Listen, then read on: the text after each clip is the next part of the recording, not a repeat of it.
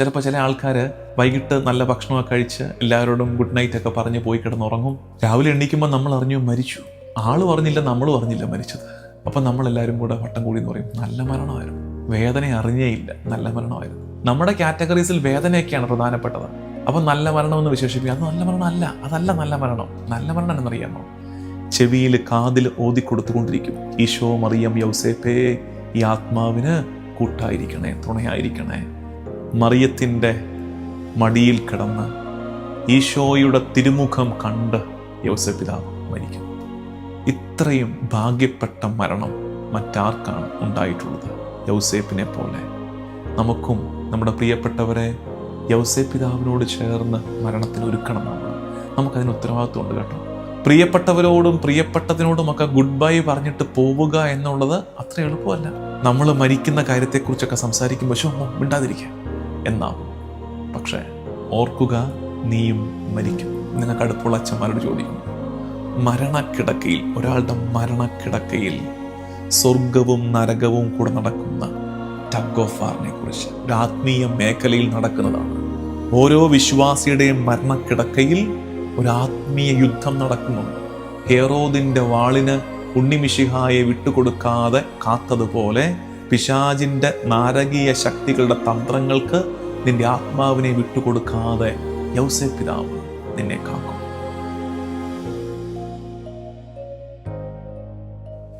ഈശോ മിശിഹായ്ക്ക് സ്തുതിയായിരിക്കട്ടെ. യൗസേപ്പ് പിതാവിന് നമ്മൾ നടത്തുന്ന പ്രതിഷ്ഠയുടെ 30-ാമത്തെ ദിവസം, 33-ാമത്തെ ദിവസം യൗസേപ്പ് പിതാവിൻ്റെ തിരുനാൾ ആഘോഷിച്ച് നമ്മൾ ഈ പ്രാർത്ഥനകളെയൊക്കെ യൗസേപ്പ് പിതാവിൻ്റെ എളിയ മാധ്യസ്ഥ്യത്തിന് സമർപ്പിച്ച് കാഴ്ചവെക്കും. ഇന്ന് നമ്മൾ ചിന്തിക്കുന്ന വിഷയം, saint Joseph, patron of the dying, pray for us. Yauseppu പിതാവേ, മരണാസന്നരുടെ മധ്യസ്ഥനെ, ആശ്രയമേ, ഞങ്ങൾക്ക് വേണ്ടി പ്രാർത്ഥിക്കണമേ. മരണക്കിടക്കയിലുള്ളവർക്ക് അല്ലെങ്കിൽ മരണനേരത്ത് നമുക്ക് ആശ്രയിക്കാവുന്ന മധ്യസ്ഥനാണ് യൗസേപ്പ് പിതാവ്. കാരണം യൗസേപ്പ് പിതാവ് തന്നെ വിശുദ്ധവും സന്തോഷവുമുള്ള മരണത്തെ പുൽകിയ ആളാണ്. വിശുദ്ധിയോടെയും സന്തോഷത്തോടെയുമാണ് യൗസേപ്പ് പിതാവ് മരിച്ചത്. യൗസേപ്പ് പിതാവിൻ്റെ മരണത്തെ നമ്മളെപ്പോഴും ധ്യാനിക്കാറുള്ളത് മറിയത്തിൻ്റെ മടിയിൽ കിടന്ന് ഈശോയുടെ തിരുമുഖം കണ്ട് യൗസേപ്പ് പിതാവ് മരിക്കുന്നു. അല്ലെങ്കിൽ ഈശോയുടെ മടിയിൽ കിടന്ന് മറിയത്തിൻ്റെ കൈ ചേർത്ത് പിടിച്ച് യൗസേപ്പ് പിതാവ് മരിക്കുന്നു.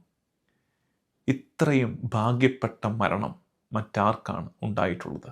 യൗസേപ്പിനെ പോലെ നമുക്കും അതുപോലെയുള്ള ഭാഗ്യപ്പെട്ട മരണം കിട്ടാൻ യൗസേപ്പ് പിതാവിൻ്റെ മാധ്യസ്ഥ്യം തേടി പ്രാർത്ഥിക്കുകയും ചെയ്യാം. മരണം അനിവാര്യതയാണ്, inevitable part of the life, അല്ലേ? ഒഴിച്ചുകൂടാനാകാത്ത ഒന്നാണ്. നമ്മളെപ്പോഴും പറയാറുള്ളത് പോലെ ജനിച്ചിട്ടുണ്ടോ മരിക്കണം, അതിനകത്ത് ഇപ്പോൾ സംശയം എന്താ ഉള്ളത്? പക്ഷേ we all know that it is not an easy part. അത് ജീവിതത്തിൻ്റെ അവിഭാജ്യ ഘടകമാണെന്ന് പറയുമ്പോഴും അത്ര എളുപ്പമുള്ളൊരു ഘട്ടമല്ലത്. മരണം അത്ര എളുപ്പമല്ല. പ്രിയപ്പെട്ടവരോടും പ്രിയപ്പെട്ടതിനോടുമൊക്കെ ഗുഡ് ബൈ പറഞ്ഞിട്ട് പോവുക എന്നുള്ളത് അത്ര എളുപ്പമല്ല. അതുകൊണ്ട് നമുക്കും മരണമെന്നൊക്കെ പറയുമ്പോൾ പരവേശവും വെപ്രാളവും തുടങ്ങും. നമ്മൾ മരിക്കുന്ന കാര്യത്തെക്കുറിച്ചൊക്കെ സംസാരിക്കുമ്പോൾ മിണ്ടാതിരിക്കുക എന്നാവും. പക്ഷേ മരണം അനിവാര്യതയാണ്. പണ്ട് സന്യാസാശ്രമങ്ങളിൽ ഭിത്തിയിലൊക്കെ ഒരു ബോർഡ് എഴുതി വെക്കുമായിരുന്നു. എന്തെന്നറിയാമോ? അത് മെമോന്ത മോറി, മെമോന്ത മോറി. മെമോന്ത മോറി എന്ന് പറഞ്ഞാൽ റിമംബർ യു വിൽ ഡൈ, ഓർക്കുക നീ മരിക്കും. മെമോന്ത മോറി, ഓർക്കുക നീ മരിക്കും. ശരിക്കും നമുക്കുമൊക്കെ എവിടെയെങ്കിലും എഴുതി വെക്കേണ്ടതാണ്. എവിടെയെങ്കിലും എഴുതി വെക്കണം. നമുക്കും ആ ധ്യാനം ഉണ്ടാകണം, ഓർക്കുക നീയും മരിക്കും. എന്തെന്നറിയാം, അത് പേടിപ്പിക്കാനല്ല. നമ്മുടെ പ്രശ്നം മരണമെന്ന് ആരെങ്കിലും പറഞ്ഞ ഉടനെ പേടിപ്പിക്കാതെന്നാണ്. ഇത് പേടിപ്പിക്കാമെന്നല്ല. It's about preparation. ഇത് ഒരുക്കത്തിൻ്റെ വിഷയമാണ്. മരണം മുമ്പിലുണ്ടെന്നറിഞ്ഞ് നമ്മൾ ഒരുങ്ങേണ്ടത് ആവശ്യമാണ്. അതെന്താണെന്നറിയാമോ? ഒരുക്കമില്ലാതെ മരണത്തിലേക്ക് എത്തുന്ന ഒരാളെ പിശാച് തന്ത്രപൂർവം ആ മൊമെൻറ്റിൽ വീഴിക്കും. മരണത്തിന് വേണ്ടി, മരണത്തെക്കുറിച്ച് ധ്യാനമില്ലാതെ, ഒരുക്കമില്ലാതെ മരണമുഖത്തേക്ക് എത്തുന്ന ഒരാളെ പിശാച് നിരാശ കൊണ്ട് വീഴിച്ചു കളയും. അത് വീഴാതിരിക്കാൻ മുമ്പേ തന്നെ മരണത്തിന് ഒരുങ്ങണം. അതാകുമ്പോൾ ആ നേരത്ത് പിശാച് വേട്ടയാടാൻ വന്നാലും നമ്മൾ കുലുങ്ങില്ല. Because we have already prepared for the same. മരണത്തിന് വേണ്ടി നമ്മൾ ഒരുങ്ങിക്കഴിഞ്ഞു. നിങ്ങൾ അച്ഛന്മാരോടൊക്കെ ചോദിച്ചു നോക്കണം. നിങ്ങൾക്ക് അടുപ്പുള്ള അച്ഛന്മാരോട് ചോദിക്കണം. മരണക്കിടക്കയിൽ, ഒരാളുടെ മരണക്കിടക്കയിൽ സ്വർഗവും നരകവും കൂടെ നടക്കുന്ന ടഗ് ഓഫ് വാറിനെ കുറിച്ച്, ഒരു ആത്മീയ മേഖലയിൽ നടക്കുന്നതാണ്. ഒരു ആത്മീയ യുദ്ധം നടക്കും. ഓരോ വിശ്വാസിയുടെയും മരണക്കിടക്കയിൽ ഒരു ആത്മീയ യുദ്ധം നടക്കുന്നുണ്ട്. സ്വർഗത്തിൻ്റെ സൈന്യഗണവും പിശാചിൻ്റെ തന്ത്രങ്ങളും തമ്മിൽ യുദ്ധം നടക്കും. ആ നേരത്തൊരു നിരാശ, ഒരു മടുപ്പ്, ഒരനാവശ്യ ഭയം നമ്മളെ കീഴടക്കിയാൽ പിശാചും സംഘവും നമ്മെ വലിച്ചുകൊണ്ട് പോകും. അത് വരാതിരിക്കാൻ മുമ്പേ ഒരുങ്ങണം. യൗസേപ്പിതാവിൻ്റെ സഹായം ചോദിക്കണം. ഇവിടെയാണ് യൗസേപ്പിതാവിൻ്റെ റോള്. വിശുദ്ധ അൽഫോൺസ് ലിഗോരി, വലിയ വിശുദ്ധനാണ്. അൽഫോൺസ് ലിഗോരി പറയുന്നൊരു കാര്യമുണ്ട്. നിന്റെ മരണക്കിടക്കയിൽ നീ നേരിടേണ്ടി വരുന്ന ആത്മീയ യുദ്ധത്തിൻ്റെ നേരത്ത്, മരണക്കിടക്കയിൽ നീ ഏർപ്പെടേണ്ടി വരുന്ന ആത്മീയ യുദ്ധത്തിൻ്റെ നേരത്ത്, സ്പിരിച്വൽ ബാറ്റിലിൻ്റെ നേരത്ത് സാത്താൻ്റെ കൈകളിൽ അകപ്പെടാതെ യൗസേപ്പിതാവ് നിന്നെ കാക്കും. ഹേറോദിൻ്റെ വാളിന് ഉണ്ണിമിശിഹായെ വിട്ടുകൊടുക്കാതെ കാത്തതുപോലെ പിശാചിൻ്റെ നാരകീയ ശക്തികളുടെ തന്ത്രങ്ങൾക്ക് നിന്റെ ആത്മാവിനെ വിട്ടുകൊടുക്കാതെ യൗസേപ്പിതാവ് നിന്നെ കാക്കും. അതുകൊണ്ട് യൗസേപ്പിതാവുമായിട്ട് വലിയ ബന്ധം, പ്രത്യേകിച്ച് ഈ വിഷയം പറഞ്ഞ്, നല്ല മരണത്തിൻ്റെ മധ്യസ്ഥനായ യൗസേപ്പിതാവേ, നല്ല മരണം ലഭിക്കാൻ എന്നെ ഒരുക്കണേ, എനിക്ക് വേണ്ടി പ്രാർത്ഥിക്കണേ. അതുകൊണ്ട് തന്നെ യൗസേപ്പിതാവ് എല്ലാവരുടെയും പേട്രനായിട്ട് മാറുകയാണ്. ഇനിയിപ്പോൾ ആരും പറയരുത് എൻ്റെ പേര് യൗസേപ്പ് എന്നല്ല, ഞാൻ ഇടവകപ്പള്ളി യൗസേപ്പിതാവിൻ്റെ അല്ല, അതുകൊണ്ട് യൗസേപ്പിതാവിൻ്റെ വലിയ ഭക്തി. അങ്ങനെയല്ല. Since all of us will die, നമ്മളെല്ലാവരും മരിക്കുമെന്നുള്ളത് കൊണ്ട് യൗസേപ്പിതാവ്, നല്ല മരണത്തിൻ്റെ മധ്യസ്ഥനായ യൗസേപ്പിതാവ് നമുക്കെല്ലാവർക്കും മധ്യസ്ഥനാണ്. യൗസേപ്പിതാവും തീർച്ചയായിട്ടും ഏറ്റവും സുന്ദരമായ വിശുദ്ധമായ മരണമാണെന്ന് പറയുമ്പോഴും യൗസേപ്പിൻ്റെ മരണക്കിടക്കയിലും യൗസേപ്പ് ആശങ്കപ്പെട്ടിട്ടുണ്ടായിരിക്കും. നിശ്ചയമായിട്ടും മരണം ആർക്കാണ് അത്ര പ്രിയമുള്ള അനുഭവമാകുന്നത്? ആശങ്കപ്പെടും. എന്തിനെക്കുറിച്ചായിരിക്കും? പിതാവിൻ്റെ ഭവനത്തിലേക്ക് പോകുന്നതിനെക്കുറിച്ച് യൗസേപ്പിതാവിന് യാതൊരു ഭയവുമില്ല, യാതൊരു സങ്കടവുമില്ല. കർത്താവ് ഏൽപ്പിച്ച ജീവിതം പൂർത്തിയാക്കി പോകുന്നതിൽ തൃപ്തിയോടെ ആയിരിക്കും യൗസേപ്പിതാവ് പോകുന്നത്. പക്ഷേ യൗസേപ്പിൻ്റെയും കൺസേൺ എൻ്റെ മകൻ, എൻ്റെ ഭാര്യ, അവരിനി എങ്ങനെ ഞാനില്ലാതെ ജീവിക്കും? അവരെ ആരെങ്കിലും ആക്രമിക്കുമോ? ഒരു അക്രമത്തിന് വിട്ടുകൊടുക്കാതെ യൗസേപ്പ് ഇതുവരെ പൊതിഞ്ഞു കാത്തതാണ്. എൻ്റെ മകനെ ഇനി അവർ ഭ്രാന്തനെന്ന് വിളിച്ച് മുദ്രകുത്തി മാറ്റി നിർത്തുമോ? അവൻ്റെ വഴികളിൽ ഇനിയും ഇത്തരം ഉപദ്രവങ്ങൾ ഉണ്ടാകുമോ? അതൊക്കെ യൗസേപ്പിൻ്റെ കൺസേൺ ആയിരിക്കും. പക്ഷെ ആ നേരത്തെ യൗസേപ്പ് എന്താ ചെയ്തേ? ഒറ്റ വാക്ക്, നമ്മളും ഒക്കെ ധ്യാനിക്കേണ്ട വാക്ക്, ഡിവൈൻ പ്രൊവിഡൻസ്. ഡിവൈൻ പ്രൊവിഡൻസ്, ദൈവ പരിപാലനയ്ക്ക് തൻ്റെ ഭാര്യയെ, തൻ്റെ മകനെ യൗസേപ്പ് വിട്ടുകൊടുത്തിട്ടുണ്ട്. അതാണ് മരണക്കിടക്കയിലേക്ക് അടുക്കുമ്പോൾ നമുക്കുണ്ടാകേണ്ടത്. ശരിയാ, നമുക്ക് തോന്നും ഞാനില്ലാതെ എങ്ങനെ അവർ? നീ ഇല്ലെങ്കിലും ദൈവമുണ്ട്, ദൈവ പരിപാലനയുണ്ട്. അതുകൊണ്ട് ഡിവൈൻ പ്രൊവിഡൻസിനെ കുറിച്ച് തിരിച്ചറിഞ്ഞേ. ദൈവ പരിപാലനയ്ക്ക് നമ്മുടെ പ്രിയപ്പെട്ടവരെ വിട്ടുകൊടുക്കുക. എപ്പോഴും നമ്മുടെ കരങ്ങൾക്കുള്ളിൽ അവർ സുരക്ഷിതരാകുമെന്ന് വിചാരിക്കാതെ, നമ്മളെക്കാൾ അത്യുന്നതൻ്റെ കരങ്ങളിൽ അവരെ കാക്കട്ടെ എന്ന് വിചാരിച്ച് കർത്താവിന് വിട്ടുകൊടുക്കണം. കാറ്റഗിസം ഓഫ് ദ കാത്തലിക് ചർച്ചിൽ, സഭയുടെ പഠിപ്പിൽ പറയുന്നൊരു കാര്യമുണ്ട്. സഡൻ ആൻഡ് അൺഫോർസീൻ ഡെത്തിൽ നിന്ന് കാക്കണമേ എന്ന് പ്രാർത്ഥിക്കണം. അതിന് മറിയത്തിൻ്റെയും യൗസേപ്പിൻ്റെ സഹായം പ്രത്യേകിച്ച് ചോദിക്കണമെന്ന്. പെട്ടെന്നുള്ള മരണത്തിൽ നിന്ന്, പെട്ടെന്നുള്ളതും ആകസ്മികവുമായ മരണത്തിൽ നിന്ന് കാക്കണമേ എന്ന് പ്രാർത്ഥന ഉയരണം. പൊതുവെ ഈ നല്ല മരണം എന്ന് നമ്മൾ പറയുന്നത് എന്താ? നല്ല മരണം, ആളുകൾ എന്താ നല്ല മരണം? ചിലപ്പോൾ ചില ആൾക്കാർ വൈകിട്ട് നല്ല ഭക്ഷണമൊക്കെ കഴിച്ച് എല്ലാവരോടും ഗുഡ് നൈറ്റ് ഒക്കെ പറഞ്ഞ് പോയി കിടന്നുറങ്ങും. രാവിലെ എണീക്കുമ്പോൾ നമ്മൾ അറിഞ്ഞു മരിച്ചു. ആൾ പറഞ്ഞില്ല, നമ്മൾ പറഞ്ഞില്ല മരിച്ചത്.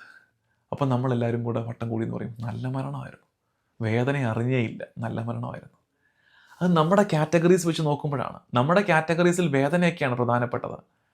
അപ്പം നല്ല മരണമെന്ന് വിശേഷിപ്പിക്കുക, അത് നല്ല മരണം അല്ല. അതല്ല നല്ല മരണം. നല്ല മരണം എന്നറിയാമോ? നല്ല മരണം കൂദാശകൾ സ്വീകരിച്ച് കുമ്പസാരം നടത്തി രോഗീലേപനത്തിൻ്റെ സാധ്യതയുണ്ട് സ്വീകരിച്ച്, പരിശുദ്ധ കുർബാന സ്വീകരിച്ച് ഒക്കെ മരിക്കാൻ പറ്റുന്നതാണ്. കൂദാശകൾ സ്വീകരിച്ച് മരിക്കാൻ പറ്റുന്നതാണ്. ഒരുക്കത്തോടെ പ്രാർത്ഥിച്ച് മരിക്കാൻ പറ്റുന്നതാണ് നല്ല മരണം. വേദന അറിയാതെ മരിക്കുന്നതാണെന്ന് വിചാരിക്കാതെ. അപ്പം നമ്മൾ കേവല ഈ ഭൂമിയിലെ മനുഷ്യരായിട്ട് മാറിപ്പോവുകയാണ്. അതുകൊണ്ട് നമ്മൾ പ്രാർത്ഥിക്കേണ്ടത്, കർത്താവേ പെട്ടെന്നുള്ള മരണത്തിൽ നിന്ന് കാക്കണമേ എന്ന് പ്രാർത്ഥിക്കേണ്ടത് ഒരുക്കമില്ലാത്ത, കൂദാശ സ്വീകരിക്കാത്തൊരു മരണത്തിൽ നിന്ന് ഞങ്ങളെ കാക്കണേ, ഞങ്ങളുടെ പ്രിയപ്പെട്ടവരെ കാക്കണേ. ഒരുങ്ങി ഞങ്ങൾ ഇവിടുന്ന് പോട്ടെ. പിശാചിന് ഞങ്ങളെ വിട്ടുകൊടുക്കരുതേ. ഞങ്ങളും അതിന് നിന്ന് കൊടുക്കാത്ത വിധം സ്വർഗത്തിൻ്റെ സൈന്യം ഞങ്ങൾക്ക് വേണ്ടി പോരാടട്ടെ.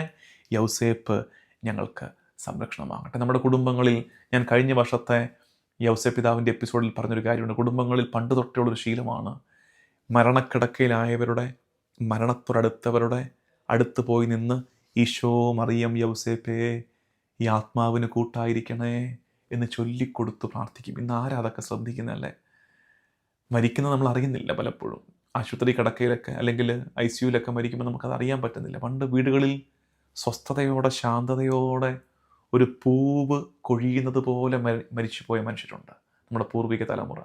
അവർക്ക് കിട്ടിയ വലിയ അനുഗ്രഹം പ്രാർത്ഥന, പ്രിയപ്പെട്ടവരുടെ സാന്നിധ്യം, പിന്നെ ഈ പറഞ്ഞത്, അതിൻ്റെ പേരാണ് ചെവിട്ടോർമ്മ. അതിനെ വിളിക്കുന്ന പേര് ചെവിട്ടോർമ്മ എന്നാണ്. ചെവിയിൽ, കാതിൽ ഓതിക്കൊടുത്തുകൊണ്ടിരിക്കും. ഈശോ മറിയം യൗസേപ്പേ ഈ ആത്മാവിന് കൂട്ടായിരിക്കണേ, തുണയായിരിക്കണേ. നമുക്കും നമ്മുടെ പ്രിയപ്പെട്ടവരെ യൗസേപ്പ് പിതാവിനോട് ചേർന്ന് മരണത്തിന് ഒരുക്കണം. നമുക്കതിന് ഉത്തരവാദിത്വമുണ്ട് കേട്ടോ. നമ്മുടെ പ്രിയപ്പെട്ടവരെ, വൃദ്ധരെ, അവരെ പ്രാർത്ഥനയുടെ അന്തരീക്ഷത്തിൽ മരണത്തിന് ഒരുക്കാനുള്ള ഉത്തരവാദിത്വവും നമുക്കുണ്ട്. നമ്മളും അതിനെ യാഥാർത്ഥ്യ ബോധത്തോടെ സമീപിക്കണം. ഒപ്പം നമ്മളും പ്രിപ്പയർ ഫോർ ദ ഡെത്ത്, മരണത്തിന് ഒരുങ്ങണം. അത് അനിവാര്യതയാണ്. ദൈവപരിപാലനയ്ക്ക് വിട്ടുകൊടുക്കണം എല്ലാത്തിനെയും. നമുക്ക് കഴിയട്ടെ അതിന്. ലുത്തേനിയ ചൊല്ലി പ്രാർത്ഥിക്കാം. നമുക്കൊരുമിച്ച് ഇന്ന് യൗസേപ്പ് പിതാവിൻ്റെ പ്രതിഷ്ഠ നടത്തുമ്പോൾ രോഗക്കിടക്കയിൽ, പ്രത്യേകിച്ച് വാർദ്ധക്യ ക്ലേശങ്ങൾ, മരണക്കിടക്കയിലായിരിക്കുന്നവർ നമ്മുടെ തന്നെ മരണത്തെ സമർപ്പിച്ച്, മരണത്തിൻ്റെ മുറിവ് ഇപ്പോഴും ഉണങ്ങാത്തവരെ പ്രത്യേകം ഓർത്ത്, ആരുടെയൊക്കെയോ വിയോഗത്തിൻ്റെ മുറിവ് ഇപ്പോഴും ഉണങ്ങാത്തവർ ഈ ശുശ്രൂഷയിൽ പങ്കെടുക്കുന്നുണ്ട്. അവരെ പ്രത്യേകം ഓർത്ത് യൗസേപ്പ് പിതാവ് അവരെ ആശ്വസിപ്പിക്കട്ടെ എന്ന് പ്രാർത്ഥിച്ച് നമുക്കൊരുമിച്ച് ഈ പ്രതിഷ്ഠാ ജപം ചൊല്ലി പ്രാർത്ഥിക്കാം. വിശുദ്ധ യൗസേപ്പ് പിതാവിനോടുള്ള പ്രതിഷ്ഠാ പ്രാർത്ഥന. ഓ ഏറ്റവും വന്ധ്യനായ വിശുദ്ധ യൗസേപ്പ് പിതാവേ, അങ്ങയുടെ ബഹുമാനത്തിനായി ഞാൻ എന്നെ തന്നെ പ്രതിഷ്ഠിക്കുന്നു.